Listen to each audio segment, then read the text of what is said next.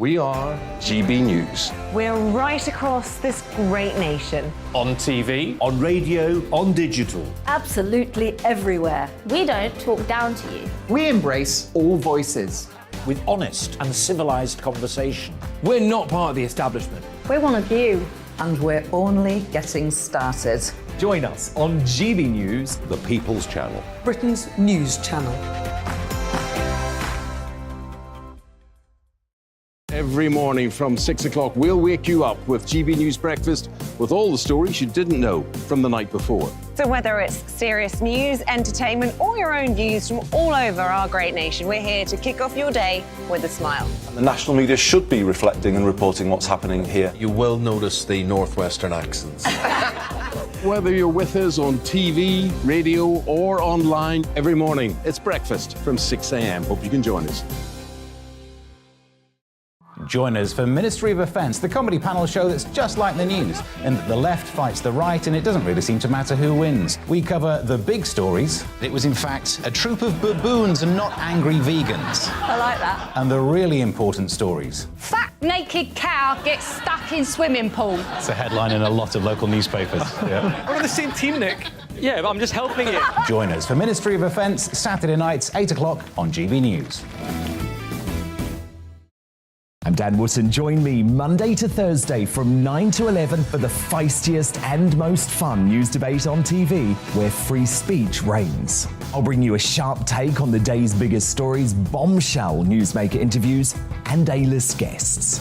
And I guarantee you, no spin, no bias, no censorship, and no reason to go to bed. That's Dan Wootton tonight, Monday to Thursdays from 9 on GB News.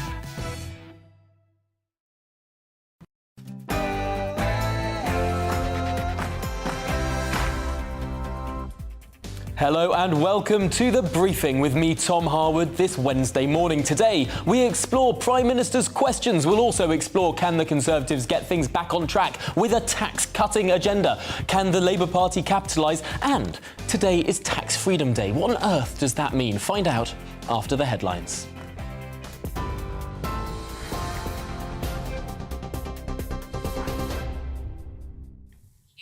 A very good morning to you. It's 9:31. I'm Rosie Wright, keeping you up to date on GB News. Railway workers have announced 3 days of strike action later this month in what unions are calling the biggest strike on the railways since 1989. The Rail, Maritime and Transport Union and 13 train operators will walk out on the 21st, the 23rd and the 25th this month over potential job cuts and pay freezes. Well, the days of action, which will cause significant disruption, coincide with the Glastonbury Festival and also Test match cricket. Boris Johnson will face MPs in Prime Minister's questions later today for the first time since Monday's confidence vote. Now, although Mr Johnson won the vote, 40% of his own party said they had no confidence in his leadership. The vote was prompted by the Sue Gray report into lockdown parties, but MPs are also unhappy with legislation to override the Northern Ireland Protocol and high taxation. The Health Secretary is promising the biggest shake-up in NHS leadership in decades after a review found evidence of discrimination and bullying in the sector. The report concluded there's institutional inadequacy in how management in the sector is trained and valued. The family of a British fighter in Ukraine who was captured by Russian forces have said they are deeply concerned after he appeared in court in occupied territory. 28-year-old Aidan Aislinn is one of 3 men being accused of being mercenaries for Ukrainian forces. He faces a number of charges that carry a possible death penalty. The actor Matthew McConaughey has delivered a moving speech at the White House, urging for action on gun violence following last month's school shooting in Texas. 19 children and 2 teachers were shot and killed at Robb Elementary School in the actor's hometown, Uvalde, by an 18-year-old. McConaughey, who is from the city, said the minimum age for buying a semi-automatic rifle should be raised to 21. We're on your TV, online and DAB+ radio. This is GB News. Now let's head back to Tom for this morning's briefing.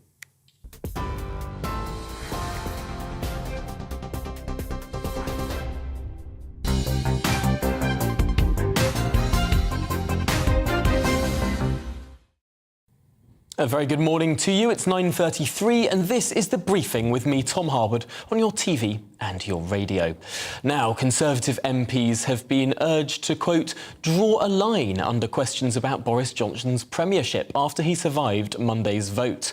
The Prime Minister chaired a cabinet meeting yesterday where he pledged tax cuts, not only to ease the cost of living crisis, but to quieten the rumbles on his own backbenches.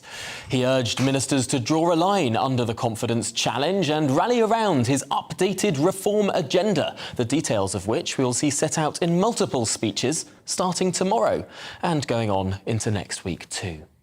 Well, will the Prime Minister be able to win back the 148 individuals who voted no confidence in his leadership? Let's talk through it now with Jerry Hayes, the Conservative MP for Harlow from 83 until 97. So someone who has sat through a tumultuous period in Parliament analogous to today. And I have been a teller for John Major during his lead. In fact, I was one of the people who persuaded John to stand against John Redwood. So I know the pressures that people are under. The difficulty that Boris Johnson has got is not to take away the 148. It is to stop them growing. Because if they'd been organised, this is all about trust. It's not. It's Boris's character. And number 10 are saying, well, of course, he will change. Well, those of us who've known Boris for 30 years, he won't change. But his options are rather limited. He's had a reshuffle in number 10. Can't do another one. Well, he could, but it's not going to make a difference. But what's going to happen to the cabinet? Who's he going to sack? Talk of sacking Rishi Sunak. Really? Put an enemy on the back benches? Number 10 has briefed up against every single cabinet member with the exception of Nadine Dorries. He's got a lot of enemies.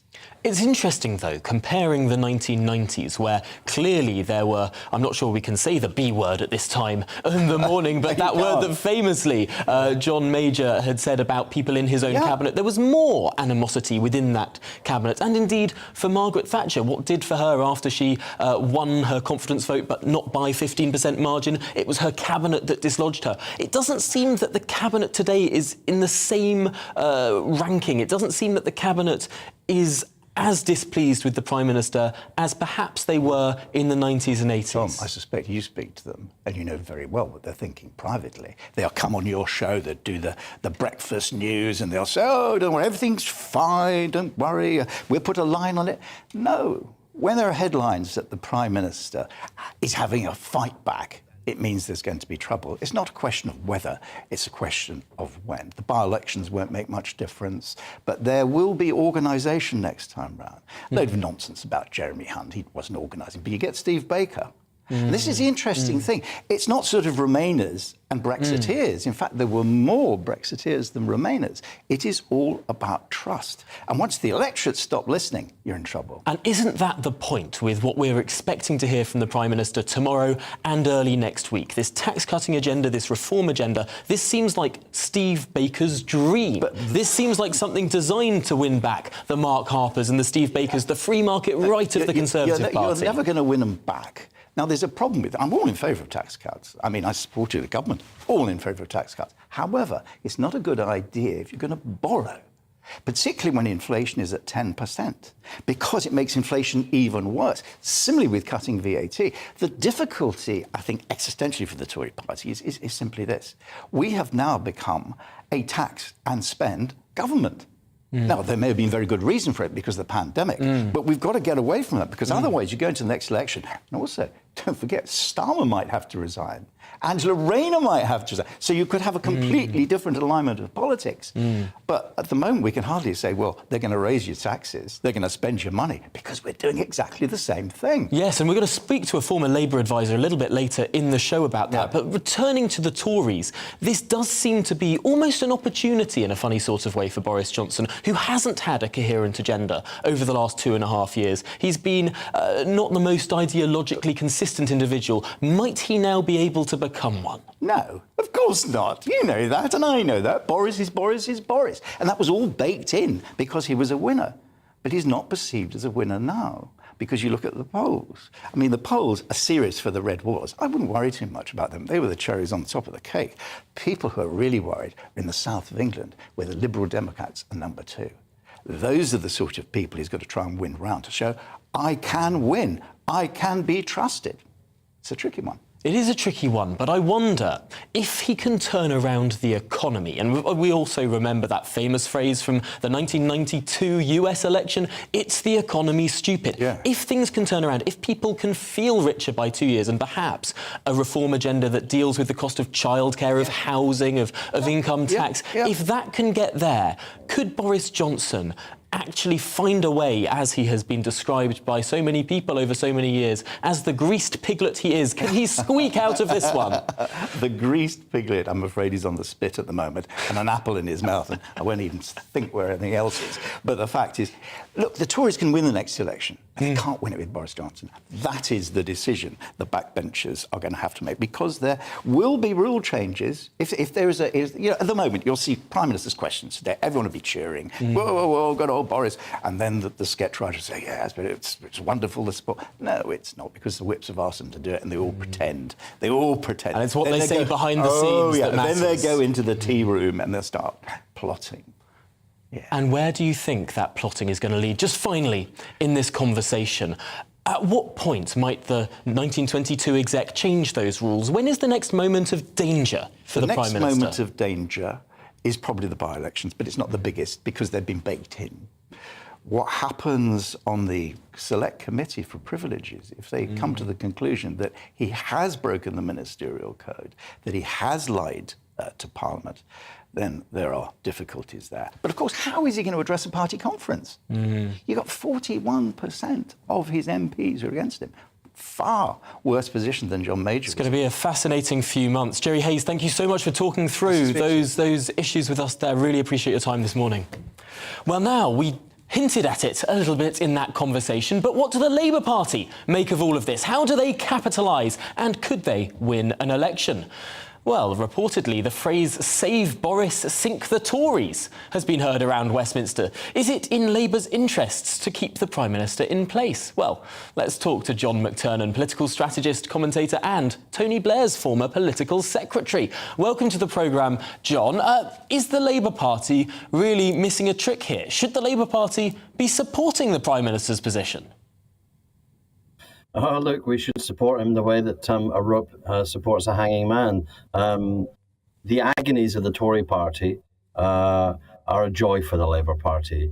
And the longer this goes on, a Prime Minister with no authority, a Prime Minister at the beck and call of a handful of backbenchers, whatever their issue is, threatening to shift their support away from him, given he doesn't really know who supports him. Anybody can go in and go, look, I might move my vote, I might change my mind unless... And let's look at what Bob Seeley said. Bob Seeley said he voted because he's getting a review of the funding for the Isle of Wight Council. Well, if I was a Tory backbencher, I'd be getting a review of my local council funding deal. But all of that is internal. None of it is about the big issues. The cost of living crisis not being addressed. When the government has to look for a big idea, it reaches for the Labour Party, doesn't it? The windfall tax was Labour's idea. When they eventually get round to actually trying to solve the problems of the NHS, they're going to look for Labour ideas. And I think that's the issue now, that Labour are driving the agendas. What you get and you feel towards the end of a government, isn't it? That the government has no ideas and they have to look for anywhere to get them. So I think Labour are quite happy with the situation. Not great for the country, but for partisan political purpose, it's joy. And yet, does the Labour Party know its own mind on this whole situation? Yes, the windfall tax was one piece of policy amid a desert of policy. We're seeing reports that the Labour Party may abandon its pledge to raise taxes on those earning over £80,000 a year. We're seeing that the Labour Party seems to be having internal discussions over where it should stand on the economy, what it should do about inflation. Is the Labour Party, to some extent, not just benefiting from the Tories squabbling and sort of needing to do more to find its own way forward? Well, look, oppositions always benefit from government catastrophes. And in this case, the government catastrophe is the Prime Minister, which means the benefits are constant and will just carry on and on. It's a gift that gives forever. In terms of where Labour Party is, technically, there are 200 Labour Party policies out there. The point is not the policy. The point is, who do you think is the political party. Who do you think is the leader of a political party who is on your side if you're an ordinary member of the community? I think that's where the big distinction is at the moment. Boris Johnson clearly won the election, a landslide in 2019, because people believed he'd get Brexit done, but because also they believed he was on their side. He's now absolutely seen as out of touch. Labour and Keir Starmer are seen as on the voters' side. That, in the end, is all that matters. Yes, there'll be a massive policy document, manifesto, when we come to the next election. But people just need to know we're for fair tax. We're not for these arbitrary tax hikes on working people. Fair tax, higher growth, higher productivity, which will generate the tax revenues for more investment in public services. You don't need to paint a particularly complicated picture. You simply have to say, remove the clown, put somebody, a man with a plan, in charge. And yet, the Conservative Party is clearly waking up to the electoral threat. We're going to see a policy blitz from the Prime Minister. We're going to see an end to potentially this era of big state interventionism, of ideological malleability. We're going to see potentially tax cuts and deregulation, maybe in a funny way on policy, a stronger distinction between the Conservative Party and the Labour Party. Might that end of the 2.5 years where the Conservative Party has been sort of following and reacting and U-turning, might this actually be a bit of a threat? I think it's brilliant news for the Labour Party if the government decide they need to cut public services so they can cut taxes. NHS waiting lists are at a record high now. They will be even higher by the next election. If you start cutting public services, the NHS, which is in crisis, will be in a greater crisis. The education system, which is in crisis, will be in greater crisis. There is no evidence that any voters who were Labour before 2019, then voted Tory, voted for a smaller state, voted for lower public spending, voted for lower taxes. This is the problem. The Tory party won with a leader who's as alien to their tradition, in a way, as Jeremy Corbyn was to Labour's tradition. He adopted Labour-leaning policies, you know, a Brexity Hezza, he called himself. He's never, the Prime Minister has never seen a spending commitment he didn't want to spend. He spends money like a drunken sailor on shore leave. But that is where voters are. And what voters want is a competent, prudent, high spending, high growth.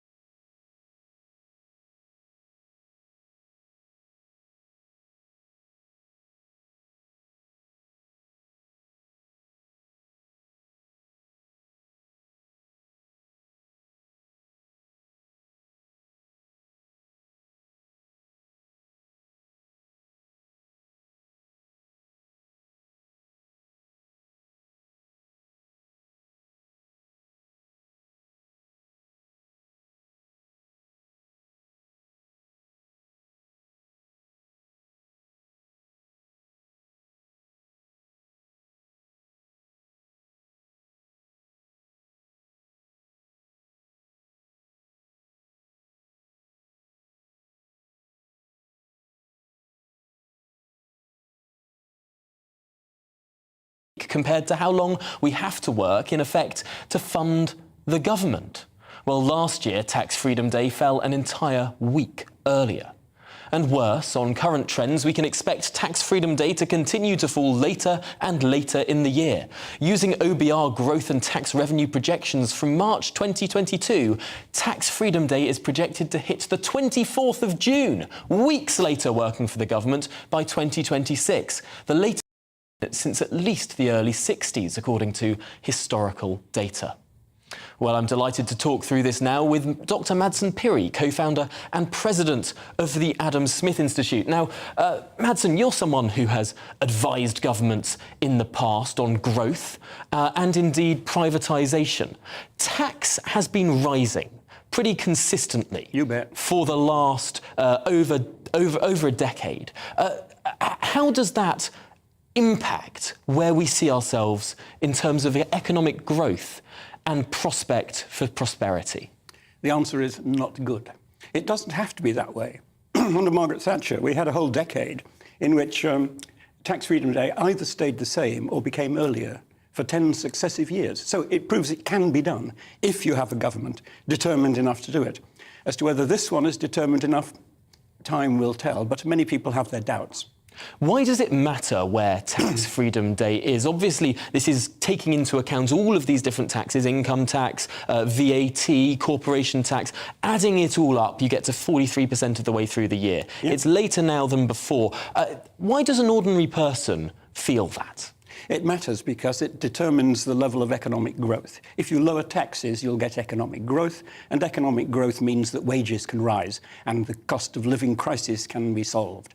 So it really is all about growing the economy. If you tax people, the money isn't there to be invested for businesses to start up and expand. The whole nation is better if it's growing. We all get richer.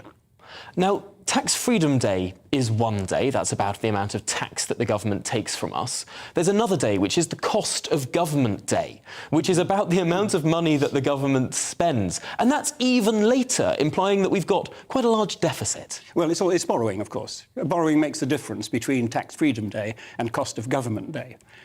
Gordon Brown liked to conceal how much he was taxing people. He basically invented stealth taxes. He was at least the expert on stealth taxes, and he liked to borrow because it didn't show as much as tax increases show. So the answer is yes, Cost of Government Day is going up. The trend, I'm afraid, is not looking good, as your graph showed. You know, I think we should all challenge Rishi Sunak now. The trend is going up. Prove your worth, reverse it, and make sure next year Tax Freedom Day comes earlier in the year, and then we'll put some appreciation your way. That is a very tough challenge for this government to reach, because, of course, it's been trending for the last few years pretty steeply on that graph. The days are getting later and later at quite a rate. What taxes need to be cut to bring back Tax Freedom Day earlier in the year so we keep more of our money ourselves? Number one, the stealth tax caused by freezing the thresholds. So inflation drags you into a higher tax threshold and you're paying more tax in real terms than you should be. That's number one. Number two, the national insurance hike. Abandon that. That simply puts costs up. It takes money out of the wage packet. We talk of the employer contribution. Nonsense. That comes out of money that would be available for wages otherwise. Both the employee and the employer contribution are actually out of wages. So that's number two. And thirdly, income tax. Come on, bring that cut forward. We can't wait. The economy needs to grow now. There are risks, though. Risks with regard to inflation. If the government is spending the same amount on various handouts or indeed services and taking in less cash, that's borrowing, that's potentially printing, and that's potentially inflationary. Indeed, yes, but the Treasury mindset is, oh, we're short of money, let's raise some more. What they should be saying is, we're short of money, let's cut our spending, which is what the average household does. But governments don't behave like households. Maybe they should. Well, Dr. Madsen Piri, thank you so much for talking us through exactly all of the areas around that very important day, Tax Freedom Day, today, 8th of June, is it? 8th of June. Well, let's hope that that day can be brought forward a little bit into the future. Finally today, it's going to be a fiery Prime Minister's Questions this afternoon. Stay with us, of course, at midday with Gloria De Piero for that. But what could this afternoon have in store for the Prime Minister? And what's the very latest from Westminster? Let's turn now to John Rentoul, Chief Political Commentator for The Independent. John, if you were Keir Starmer, what would you be asking the Prime Minister this morning? I would probably be reading out all the disobliging things that Conservative MPs and indeed some Conservative ministers have said about the Prime Minister and his law-breaking in Downing Street. There's enough material there to keep Keir Starmer going for the full 30 minutes. A risk there if the Labour Party ignores policy and goes on personality. If the Labour Party simply twists the knife into the Prime Minister, they might look like they're playing politics and ignoring the big issues, particularly the cost of living, that people face up and down the country. Yeah, no, that's why Keir Starmer's not going to do any of that. He's going to ignore lockdown law breaking because he's still under investigation by the police in Durham. So he is going to concentrate entirely on the cost of living, and maybe he'll ask one question about ministerial standards because Labour did have a vote on that in the House of Commons last night, which they won I think it was 200 and something to 0 because the Conservatives abstained or ran away, which is a bit embarrassing for them. But otherwise, you're quite right. I'd say 5 questions on the cost of living and possibly 1 on ministerial standards. It's an interesting point because, of course, there are going to be a lot of Tories sitting behind Boris Johnson, many of whom did not vote for him or indeed actively voted no confidence in him. Is it going to be more muted, therefore, from the Tory side, or is this a moment for the Tory party to finally, if at least for half an hour, come back together again? Well, the noise in the chamber isn't directly related to the numbers at the whip's disposal. That 40% of the parliamentary Conservative Party that voted against Boris Johnson on Monday are probably not going to turn up at PMQs. They usually don't, or if they do, they don't make much noise. I mean, it's extraordinary how much noise can be generated by a fairly small number because it's quite a small chamber. And this often isn't picked up by the microphones on television, but the noise in there is extremely loud, and it's very off-putting to the people at the dispatch boxes. So I think the whips will do their usual business and generate enough noise behind Boris Johnson to give the impression that he's got support behind him. Even if and just finally, we've got only 30 seconds left, but would you expect potentially a nasty question from a Tory sticking the knife into their own Prime Minister today? No, I think the Conservative Party will rediscover the virtue of loyalty. That's what it does. They will come back for Boris later, but not today. Interesting. Well, it's not long to wait to see what happens, but John Rentoul, thank you for joining us this morning on The Briefing. Really appreciate your analysis and time there. Well, that's it for the programme today. Coming up, it's To The Point, but first, here's the weather. Hello, a very good morning to you. I'm Aidan McGivern. A cloudy and damp start for some of us this morning, but the persistent rain that we've seen go through overnight is being replaced by showers.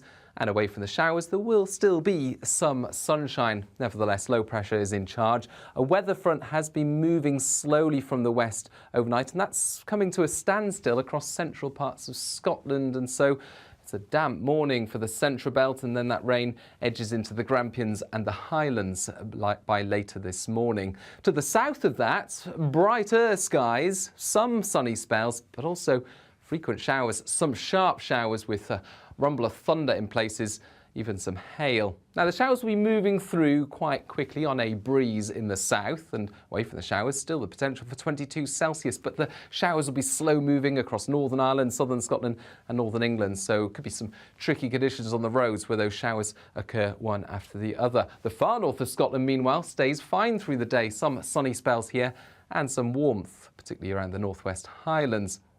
But for much of the UK, it stays cloudy overnight. Further spells of rain affect parts of northwest England, southwest Scotland, North Wales as well. Generally, though, the showers and the rain eases by dawn, and there will be some clear spells, some sunshine to start things off across parts of South Wales and southern England.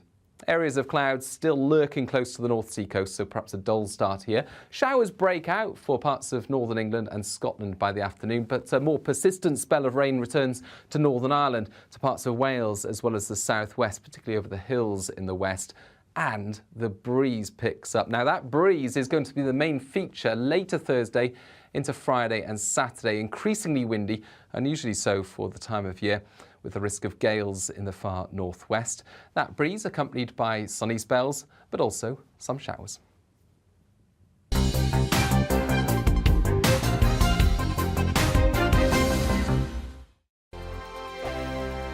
We are GB News. We're right across this great nation. On TV, on radio, on digital. Absolutely everywhere. We don't talk down to you. We embrace all voices.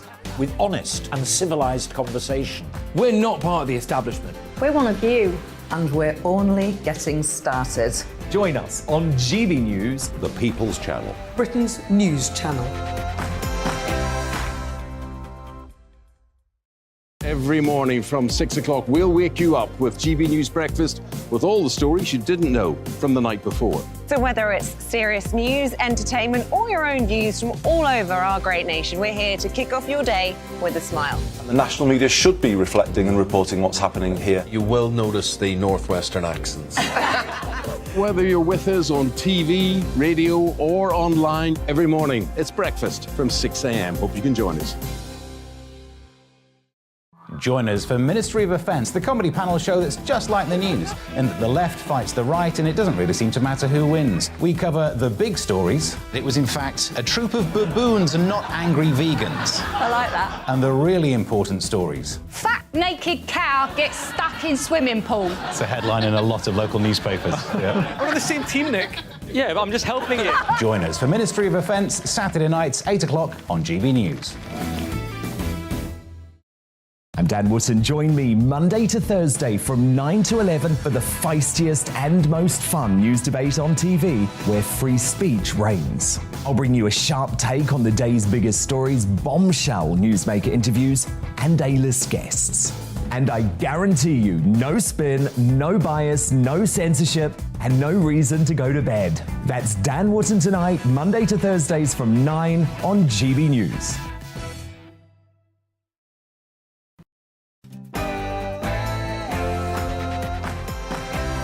Wow. Right, well, that was very much live. There we go. Good morning, everybody. This is To The Point on GB News.